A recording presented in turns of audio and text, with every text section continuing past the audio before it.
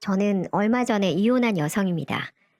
지금은 현재 편의점을 운영하면서 손님이 없을 때마다 늘 사연을 들으며 시간을 보내곤 했었는데요.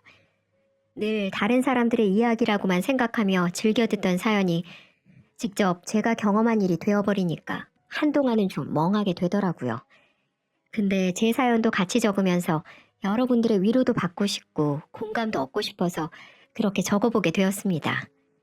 저는 결혼은 때에 맞게 너무 이르지도 늦지도 않게 적당한 시기에 했어요. 대학교를 졸업하고 나서 딱히 취업에 뜻이 없었던 저는 부모님과 상의 후에 부모님 명의로 되어 있는 건물 1층을 얻어서 편의점을 운영하게 되었죠. 애초에 부모님 건물에서 시작을 한 거라 저는 보증금이나 월세도 내지 않고 수입을 전부 고스란히 제가 가지고 올 수 있어서 다른 친구들보다는 좀 여유롭고 넉넉한 생활을 빨리 할 수 있었답니다. 근데 이건 다 제가 잘해서가 아닌 부모님을 잘 만난 복이라는 걸 잘 알고 있기 때문에 저희 부모님께 더 효도하려고 하고 잘하려고 노력했어요. 지금도 그러고 있는 중이고요. 하지만 자식으로서 부모에게 할 수 있는 최고의 효도는 건강하고 행복하게 잘 사는 모습을 보여드리는 거라 생각을 해서 저는 다른 것보다도 결혼을 해 단란한 가정 꾸려서 재미있게 잘 사는 모습을 보여드리고 싶었어요. 떡두꺼비 같은 손자들도 순풍순풍 나와서 우리 부모님의 기쁨조가 될 수 있게 해주고 싶었죠.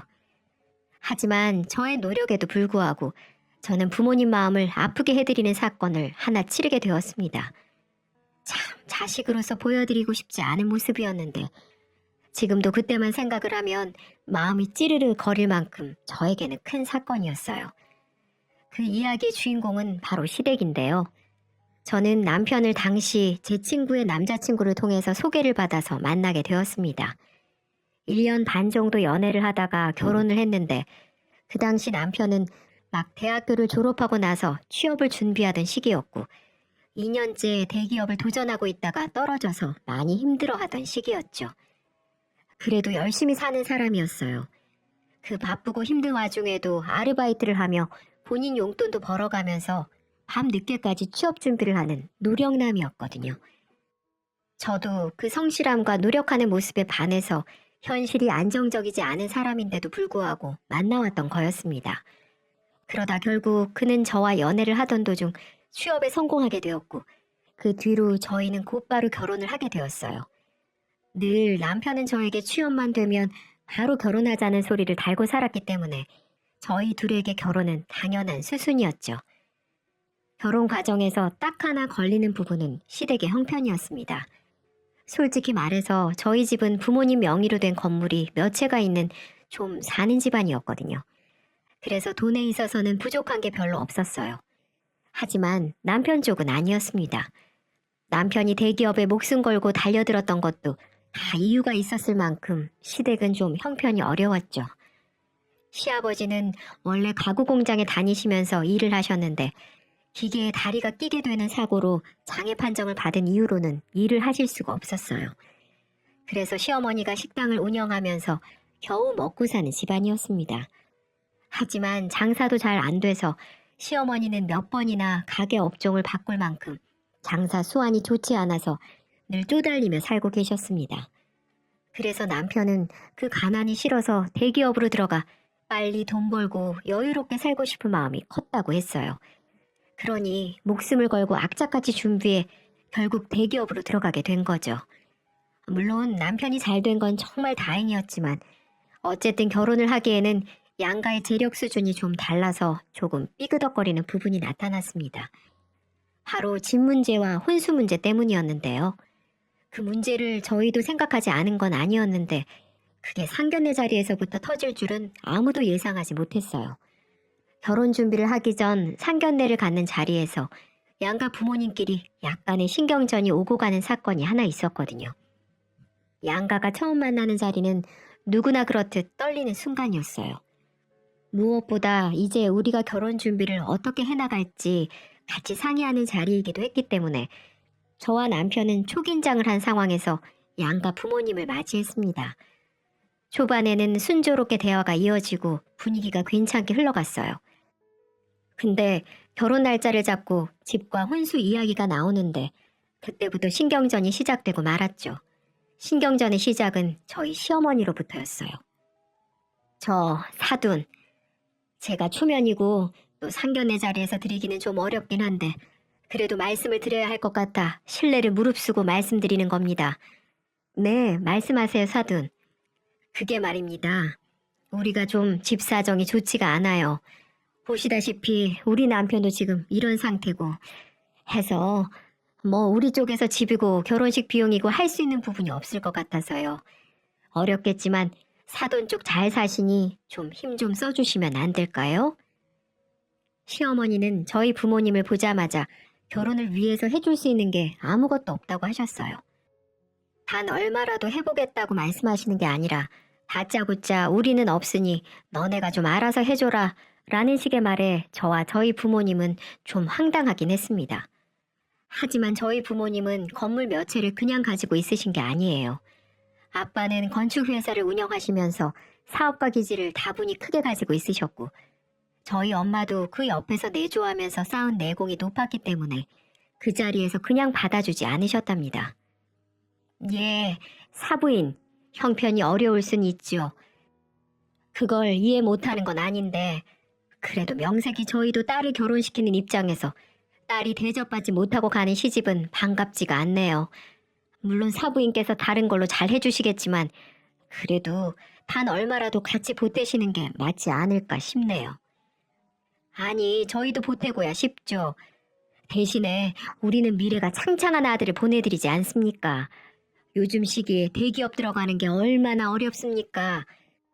근데 우리 아들이 이번에 대기업 들어가게 되면서 이후에 벌어다 줄 돈 생각하면 결코 손해보는 결혼은 아니라고 생각하는데요.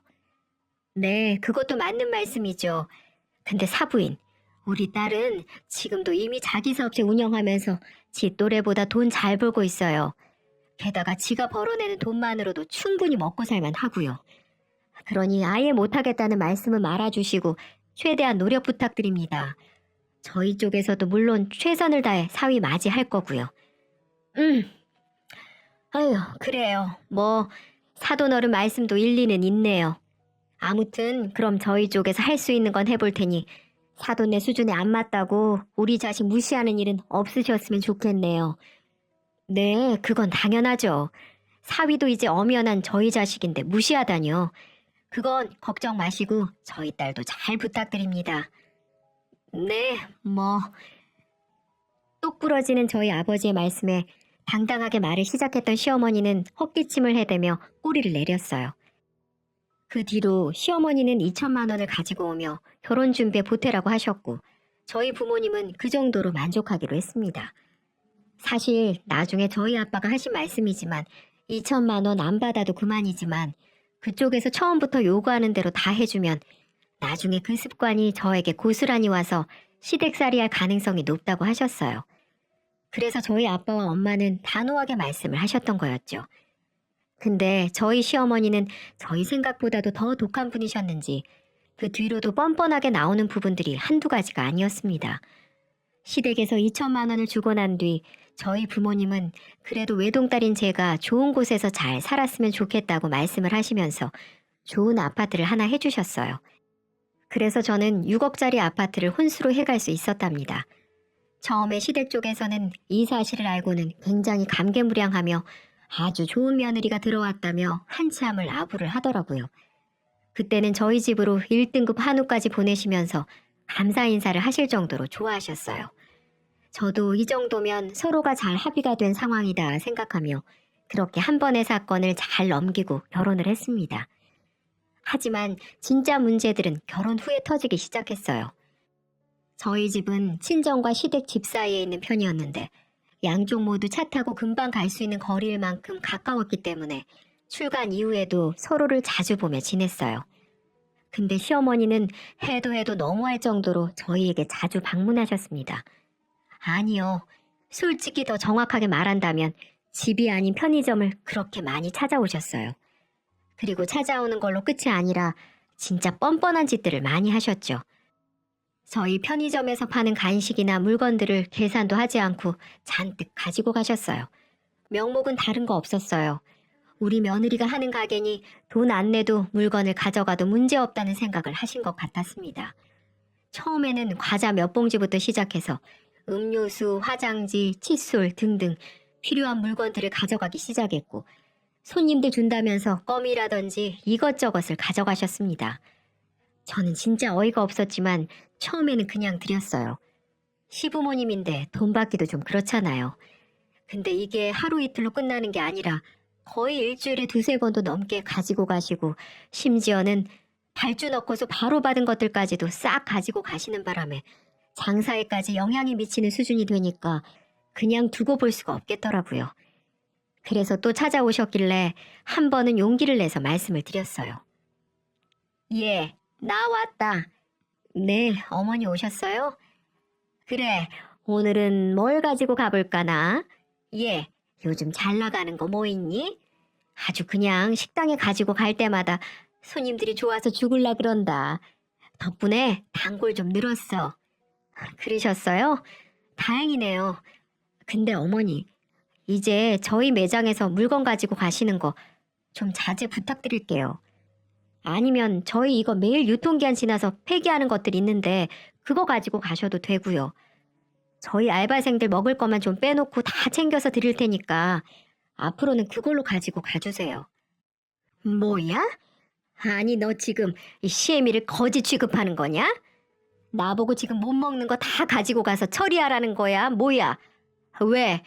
이깟 거 몇 푼짜리 주는 게 그렇게 아깝든? 아까운 게 아니라요, 어머니. 저도 엄연히 그것들 판매하면서 가게 운영하는 건데 어머니께서 손님들이 사갈 것까지 다 가지고 가시니까 저희도 가게 운영이 어려워서 그래요. 아니 그럼 더 주문하면 되지. 물건이야 더 떼면 그만인걸. 너는 지금 그게 아까워서 나한테 버린 음식이나 가져다가 처먹으라는 거 아니야? 그런 게 아니라요.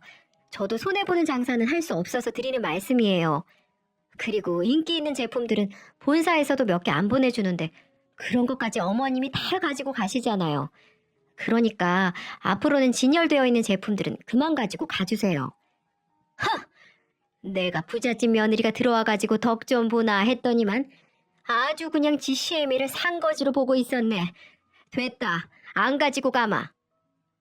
시어머니는 저의 부탁에 오히려 더 화를 내며 편의점을 나가버리셨어요. 그 뒤로는 그새 저희 남편에게 다 일러 바쳤는지 퇴근도 전에 남편에게 전화가 왔더라고요. 여보, 혹시 엄마한테 편의점 물건들 그만 가지고 가시라고 했어? 벌써 당신 귀에 들어갔어? 빠르기도 하네. 그렇게 말씀드렸어. 솔직히 너무하셨잖아. 그걸로 나도 벌어서 먹고 사는 건데 어머니 때문에 손해본 게 이만저만이 아니라고. 아니, 그래도 그렇지. 당신 시어머니가 그거 몇 개 가지고 가는 게 아까워서 그만 오시라고 해?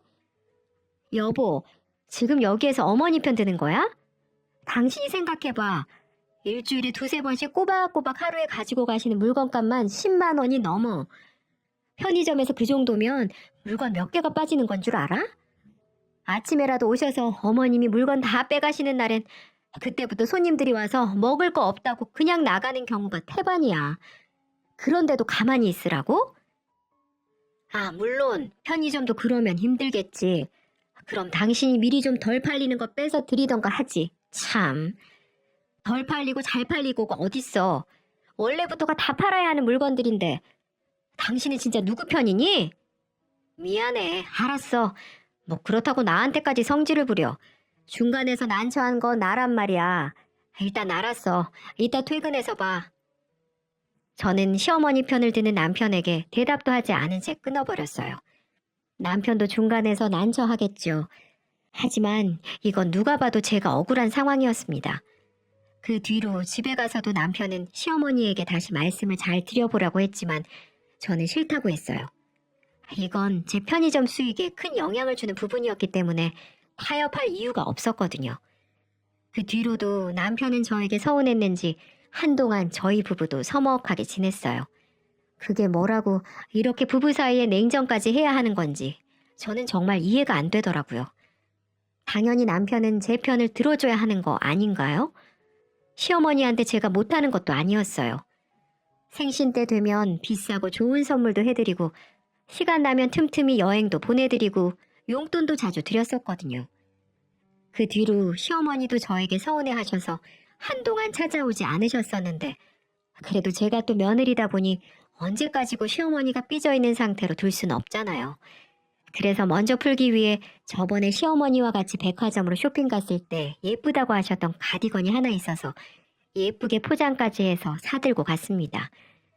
시어머니는 처음에는 탐탁지 않아 했지만 제가 곧바로 손에 선물을 쥐어드리니 언제 삐져 있었니 하는 듯 다시 살갑게 말씀을 하시던 거 있죠. 지금 생각해도 어이가 없네요. 그만큼 저희 어머니는 욕심이 대단한 분이셨어요. 아이고, 내가 우리 부자 며느리 본 덕에 이런 명품 스카프도 받아보고 말이야. 성공했다, 성공했어. 아유, 색깔 고운 것 좀 봐라. 며느라, 나중에는 좋은 명품 백도 부탁한다. 아유, 네, 어머니. 나중에 돈 더 많이 벌면 명품 가방도 꼭 사다 드릴게요. 그래, 그래. 예쁜 내 며느리. 스카프 하나에 버르장머리 없는 못된 며느리에서 예쁜 내 며느리로 바뀐 저의 위치가 참 우습기도 했지만 어쨌든 그날로 서운한 건 다 풀어진 것 같아 다행이라고 생각을 했습니다. 하지만 저희 시어머니의 욕심은 거기에서 끝이 아니었어요. 나중에는 더 황당한 소리로 저를 열받게 하더군요. 시어머니는 그 뒤로 편의점에 다시 오시긴 하셨지만 예전만큼 물건들을 막 가지고 가진 않으셨어요. 폐기된 물건들을 주로 가지고 가시고 몇 가지만 본인이 먹고 싶은 것들을 가져가시는 수준에서 그쳤죠. 저는 그것만으로도 장족의 발전이라 생각하며 그냥 지내고 있었습니다.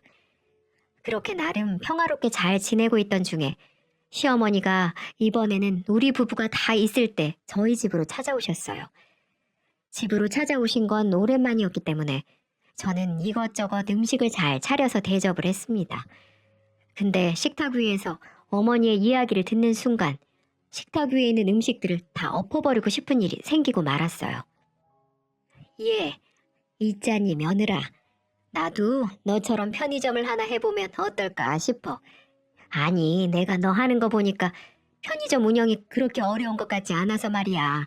지금 식당이 몇 달째 적자가 나서 아주 힘들어 죽겠다. 이참에 다시 편의점으로 개업해서 새 출발해볼까 해.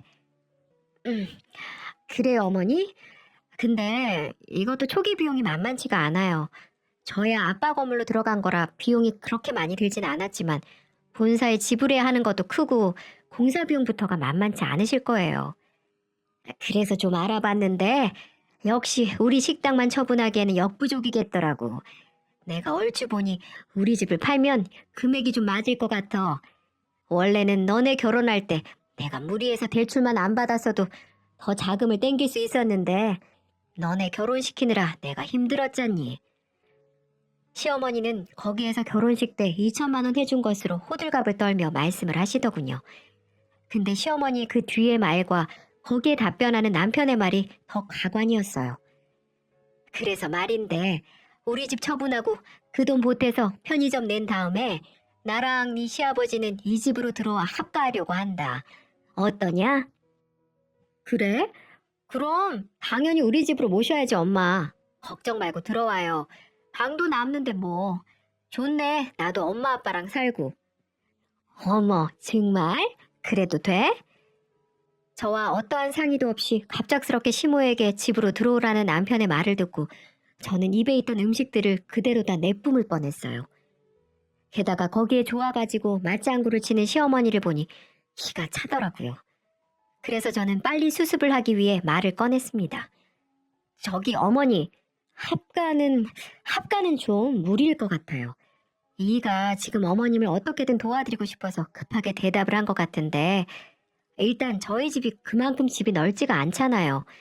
작은 방 하나 있는 것도 좁아서 생활하는데 많이 불편하실 거예요. 게다가 어머니 편의점 하시는 것도 생각을 잘 하셔야 돼요. 제가 그냥 운영하는 것 같아 보여도 편의점이 신경 쓸 게 한두 가지가 아니거든요. 이거 물건 관리 제대로 못하면 바로 벌금 물고 자칫하면 운영정지 먹고서 편의점 문 닫아야 될 수도 있어요. 저는 거의 랩을 하듯 속사포로 말을 뱉어냈어요. 진짜 숨도 안 쉬고 말이에요. 그랬더니 저희 어머님은 또 거기에서 열을 내시더라고요. 야, 이게 또 나를 무시하네. 너도 하는 걸 내가 못할 거라고 생각하는 거야, 지금?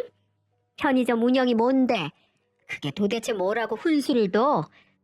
그리고 지금 우리가 여기 들어오는 게 못마땅한 거냐? 어? 어머니, 왜 또 말씀을 그렇게 하세요? 어머니께 훈수 두는 게 아니라 현실적으로 조언해 드리는 거고요. 저희 집으로 들어오시면 불편한 게 당연한 거잖아요. 저도 아무런 마음의 준비도 없이 시부모님 모시는 거 솔직히 불편하고요. 저는 이번에도 다짜고짜 화를 내는 시어머니에게 제 속마음을 그대로 전달해 버렸어요. 솔직히 시부모님하고 같이 사는 게 불편한 건 사실이었거든요. 근데 진짜 어이없는 건 여기에서도 제 편을 들어야 할 남편 놈이 이번에도 시어머니 편을 들었다는 겁니다. 이 여자가 야, 이 건방진 년아. 너 자꾸 시어머니한테 말본세 그따위로 할래? 시어머니가 새 출발하고 싶다고 어렵게 말씀하시는데 거기에 도와드리지는 못할 망정 우리 부모님 모시는 게 불편해? 이 남편 놈은 심지어 욕까지 섞어가며 시어머니가 있는 앞에서 저에게 면박을 주더군요. 거기에서는 저도 더 참을 이유가 없었어요. 저희 시어머니는 남편의 언행을 보고 나무라는 것이 아니라 오히려 꽃이라는 표정으로 저를 보고 계시더군요. 거기에서 저는 더 화가 나 일부러 더 시어머니 앞에서 같이 욕을 해버렸습니다. 이 거지 같은 놈이 어디다 대고 욕이야? 그럼 너는 우리 부모님 모실 수 있어? 지는 우리 친정집에 찾아가는 것도 싫어하면서 그리고 너는 우리 부모님 도와줘 봤어? 까놓고 말해서 너 따위가 우리 부모님 도울 것도 없겠지만 하다못해 너 우리 부모님 생신이나 기념일에 뭐 제대로 챙겨보기나 했어? 맨날 지네 부모님 생신에는 좋은 거 못 해드려서 안달이면서 우리 부모님 때는 인터넷에서 파는 싸구려나 사다가 바치잖아. 그것도 내가 겨우 말리면 그제서야 내 카드로 선물 사대는 주제에. 더 말해볼까? 돈을 벌어도 내가 더 많이 벌어오고 생활비를 보태도 내가 더 많이 보태는데 네가 뭔데 니네 엄마 도와주라 말아야? 남편은 속사포 같은 저의 말에 적잖이 열이 받았는지 뒷목을 잡고 쓰러지는 신용을 해댔습니다. 가짠더라고요. 그 옆에서 시어머니는 제 이야기를 들으면서 얼굴이 붉어지면서 엄청 열을 받아 하는 게 보였죠. 근데 저는 참지 않았어요. 솔직히 그동안 쌓인 게 진짜 많았거든요. 남편이란 놈은 지네 부모님이나 위할 줄 알지 저나 저의 부모님께는 늘 성의가 없었어요.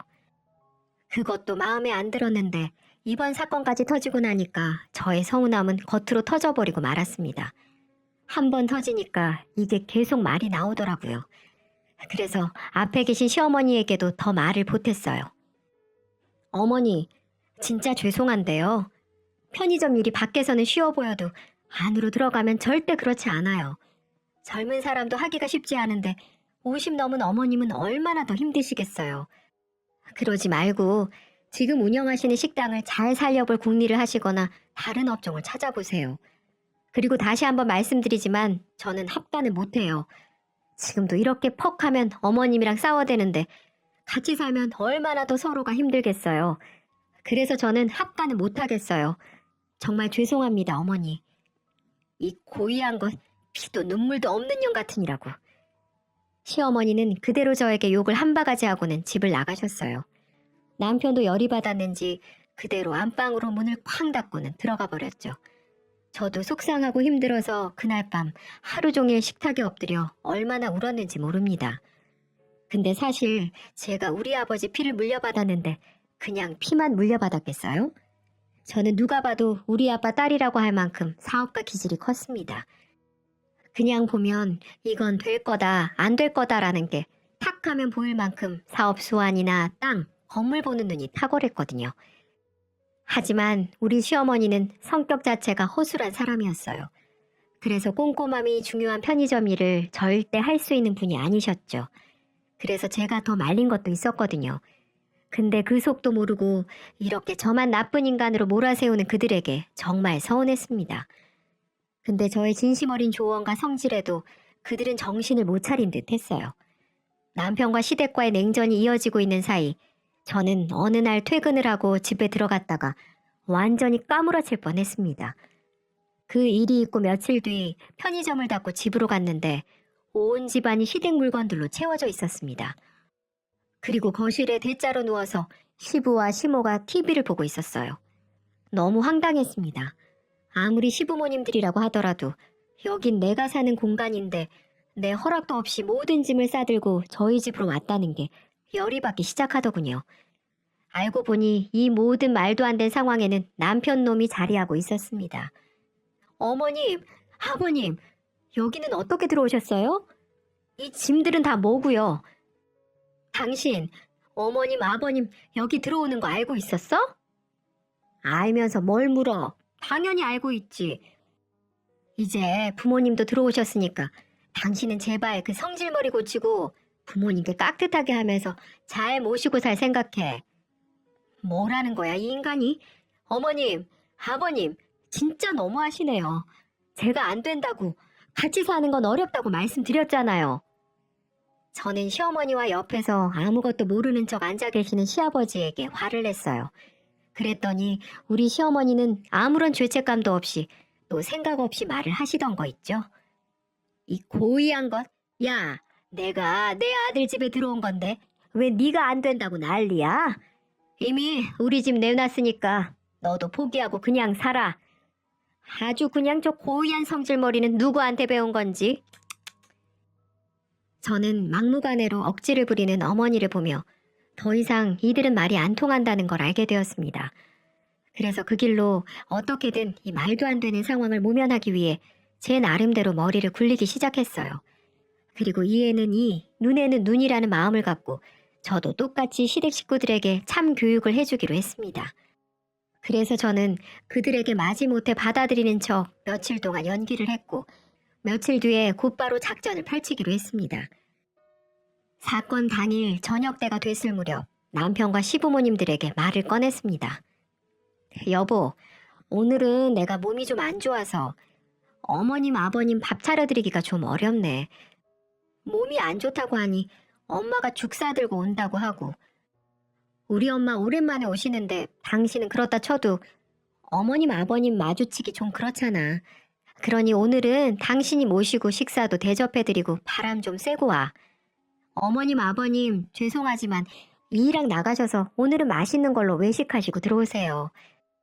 비싼 거 드셔도 되니까 오늘은 평소에 드시고 싶으셨던 걸로 마음껏 회포 풀고 오세요.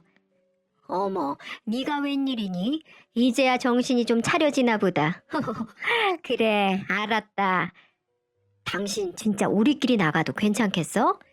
암튼 당신이 그러라니까 이따가 장모님 가시면 전화해. 그때 들어갈 거니까. 시부모님과 남편은 신이 난 채로 그대로 나갔습니다. 그리고 저는 그들이 나가자마자 다시는 이 집에 발을 들이지 못하도록 제가 계획한 모든 일들을 하나 둘 처리해 나갔어요. 저는 그들이 차를 타고 동네를 떠나자마자 곧바로 미리 예약해둔 이삿짐 업체를 불렀습니다. 그리고 시부모님 물건들 하나도 빠짐없이 트럭에 싣기 시작했어요. 그리고 거기에다 남편 물건들, 컴퓨터 책상, 양말 한 짝까지도 빠뜨리지 않고 쓸어 담아 짐을 실어버렸어요. 그 이유는 도저히 남편의 독단적인 행동을 보고 제 인생을 이 사람한테 낭비하고 싶지 않았기 때문이었죠. 바로 이혼을 결심하면서 말이죠. 그리고는 시댁 주소로 이삿짐을 보내버렸습니다. 이삿짐 아저씨에게 도착하면 시부모님들 연락처를 주면서 연락을 하면 된다고 말씀드렸고 만약에 그들이 전화 받지 않거나 없으면 집 앞에다 모든 물건들을 내려놓고 그냥 가버리시라고 말씀을 드렸죠. 그래도 모든 책임은 제가 진다면서 말이죠. 그리고 시댁 식구들이 다시는 집에 들어오지 못하도록 비밀번호도 다 바꿔버리고 문도 열어주지 않았습니다. 역시나 그들은 외식을 마치고 집에 들어오자마자 문이 열리지 않는 것을 보고 저에게 전화를 했더라고요. 여보, 비밀번호 바꿨어? 문이 안 열리네. 비밀번호 바꿨어. 당신들 이제 이 집 못 들어와. 내 집에 이제 더는 들어올 생각하지 마. 당신들 같은 기생충 같은 집구석이랑 도저히 못 살겠으니까 그냥 거기서 니네 집으로 가. 뭐라고? 아니 갑자기 이게 무슨 경우야? 왜 이래? 왜 이러긴. 막무가내로 들어온 인간들 나도 막무가내로 내보내는 거지. 그리고 어머님한테 전화 갔을 텐데 여기 온 거 보니 이삿짐 아저씨 전화 못 받았나 보네. 당신들 짐은 전에 어머님 아버님 사는 집으로 다시 보내버렸으니까 당신들 집으로 가라고. 더 이상 엮이고 싶지 않으니까. 미쳤어? 문 부숴버리기 전에 좋은 말로 할 때 열어라. 안 미쳤지. 뻔뻔해 미쳐버린 건 너나 너네 가족이고 나는 지극히 정상이거든. 그리고 부숴봐. 여기 내 집이거든. 당장 경찰 부를 거니까 썩 꺼져. 저는 전화를 끊어버린 뒤로는 문을 발로 차고 난리를 치는 그들에게 문도 열어주지 않았어요. 완전히 무시했죠. 그랬더니 밖에서 누군가가 민원을 넣었는지 얼마 뒤에 경비에게 그들은 끌려나간 듯 했습니다.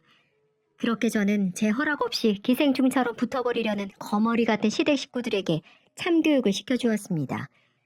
그들을 보내고 얼마나 속이 시원했는지 몰라요. 하지만 그 뒤로 조용할 줄 알았더니 역시나 그들은 그냥 끝날 인간들이 아니었습니다. 저는 남편에게 이혼 서류를 보냈는데 남편 쪽에서 재산 분할을 신청했더라고요. 결혼할 때 2천만 원을 보탰다는 게 이유였습니다. 근데 저는 당연히 꿀릴 게 없으니 같이 소송을 했죠. 하지만 그들은 우리나라 법을 무시하는 듯 했습니다. 자기들 뜻대로 돌아가지 않자 거의 막다른 길에 다다랐는지 이제는 제 편의점까지 찾아왔더라고요. 시모와 전 남편은 제 편의점으로 찾아와 행패를 부려대기 시작했습니다. 이 도둑년아, 우리 2천만 원 돌려놔. 당장 돈 내놓으라고. 어디서 다 처먹으려고 수작을 부려? 어이가 없어서. 그럼 어머니도 그동안 제가 사드린 명품들이랑 용돈들 다 내놓으세요. 다 뱉어놓고 가시라고요. 당신 진짜 미쳤어? 지지 않고 화를 내는 저에게 둘은 합세하여 저에게 달려들었고 결국 시어머니는 저의 머리채까지 잡아끄는 지경에 이르렀습니다. 갑작스런 상황에서 저는 속수무책으로 시어머니에게 끌려다니고 있는데 그때 저의 구세주가 나타났어요. 바로 저희 친정아버지가 편의점에 경비원 연락을 받고 오셨더라고요. 당신들, 이게 뭐하는 짓이야? 저희 아빠는 제가 머리채가 잡혀 끌려다니는 상황을 보자마자 그들에게 호통을 쳤고 놀란 시어머니와 남편은 잠깐 움찔하더니 자존심 때문에 그만할 수 없었는지 그 뒤로는 저희 편의점 물건들을 죄다 던지기 시작했어요. 하지만 그걸 보고 가만히 있을 저희 아빠도 아니었죠. 아빠는 그들을 지켜보더니 이내 어딘가로 전화를 하셨어요. 조금 뒤에 5분도 안 돼서 누군가가 들이닥쳤고 그 정체는 바로 경찰이었습니다. 경찰들은 곧바로 행패를 부리고 있는 그 둘을 잡아 끌었어요. 그리고 저희 아버지가 거기에다 대고 호통을 다시 한번 치셨죠. 썩 꺼져 이것들아. 다시 한 번만 내 딸한테 찾아오면 죽을 줄 알아. 가만 안 둬 내가. 아! 이건 놔! 놓으라고! 그들은 그렇게 경찰들에게 질질 끌려가며 하찮은 모습으로 가게에서 쫓겨나게 되었고 아버지의 험악한 소리에 두 번 다시 찾아오지 못했습니다. 그리고 저는 저를 폭행한 것과 저희 편의점을 쑥대밭으로 만들어 놓은 모든 증거들을 찍고 경찰에 정식으로 고소해버렸습니다. 이 사건 때문에 저는 확실하게 이혼을 좀 더 빨리 끝낼 수 있었고 그들은 제게 거의 한 푼도 받지 못하고 이혼을 당하게 됐고 저를 폭행한 죄로 벌금까지 물게 되었습니다. 바보 같은 인간들이었죠. 얼마나 속이 시원하던지. 그렇게 제 결혼 생활은 마무리가 되었습니다. 한번 이혼을 겪고 나니 시원하긴 하지만 이 씁쓸한 경험은 두 번 다시 하고 싶지가 않네요. 지긋지긋한 그들도 다시는 보고 싶지 않고요. 한 번은 그 시어머니라는 사람이 낯짝 두껍게 또 제 편의점에 찾아왔더군요. 하지만 제게 욕을 하고 난동을 피웠던 시어머니 모습이 아닌 아주 온순하고 착한 사람으로 다가왔어요. 그 모습을 보니 의아하더군요. 하지만 제게 왜 그러는지 곧장 알 수 있었답니다. 얘야, 내가 미안하다. 잘못했어. 내가 나이 처먹고 욕심이 과했다. 우리 아들 좀 살려줄 수 없겠니? 살려주다뇨? 이미 그쪽 아들이랑 이혼했는데 제가 왜 살려요? 그만 하실 거면 어서 나가세요. 지금 너랑 이혼하고 회사도 안 나가고 아주 폐인으로 살고 있다. 나랑 얘기도 안 하려고 그래. 이혼한 게 모두 나 때문이라며 매일 술 먹고 집에서 물건들 부수고 이제 나한테 욕까지 해. 내가 못 살겠다. 사는 게 너무 힘들어. 지금 우리 아들 잡아줄 사람은 너뿐이야. 그러니 마음 좀 돌려주면 안 되겠니? 왜요? 이제 저한테 했던 행동들이 당신 아들은 후회가 되나 보죠? 그러니 있을 때 잘해야죠. 이미 기차 떠났는데 후회하면 뭐해요? 당장 나가세요. 얘야, 제발. 아, 나 진짜 사람 말귀 못 알아듣네. 당장 꺼지시라고요. 이렇게 말하고는 전 반강제적으로 가게에서 쫓아내버렸습니다. 비굴하게 제게 고개를 조아린 모습을 보고 참 인생이라는 게 어떻게 될지 모른다는 말이 실감이 났습니다. 그 집 며느리로 들어가 최대한 도와주며 잘 살아보려 했지만 욕심이 지나친 그들을 보면서 다시 한번 인생에 대해 생각하게 되는 계기가 되었네요. 그래서 저는 오히려 지금 상황에 감사하며 비온 뒤에 땅이 굳는 경험이었다 생각하면서 씩씩하게 지내고 있습니다. 비록 이혼녀라는 꼬리표를 달고 살고 있지만 그들 그림자에서 벗어나니 숨을 마음껏 쉴 수 있어서 얼마나 좋은지 몰라요. 그래서 지금은 계속 편의점을 운영하며 되도록 뜻깊고 알차게 인생을 살아보려고 노력하고 있답니다.